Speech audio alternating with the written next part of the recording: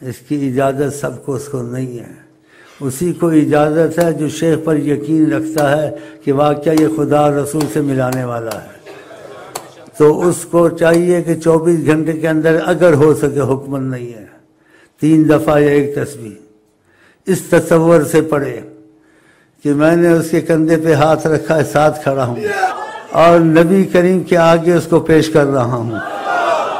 اور خود بھی کہتا ہوں، اس کو بھی کہتا ہوں، کہو یا وجہ اللہ یا وجہ النبی، دیکھنا اس میں تبدیلی شروع ہو جائے گی انشاءاللہ، یا وجہ اللہ یا وجہ النبی، یہ 3 دفعہ کسی وقت مشورے سے کہا ہے، اور یہ مشق کے لیے ہے جو سلسلے میں دل سے داخل ہے، تاکہ اس کو ادھر سے معاملہ شروع ہو جائے اور شیخ کو اپنے ساتھ سمجھے کہ شیخ صاحب مجھے آگے کر رہے ہیں۔ اتنی بڑی بات کہنی بہت مشکل ہوتی ہے،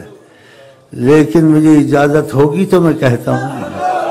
میں اپنی طرف سے کہوں گا تو مجھ پہ لعنت نہیں ہوگی، میں اپنی طرف سے نہیں کہوں گا، ادھر سے اجازت ہے تو میں کہتا ہوں،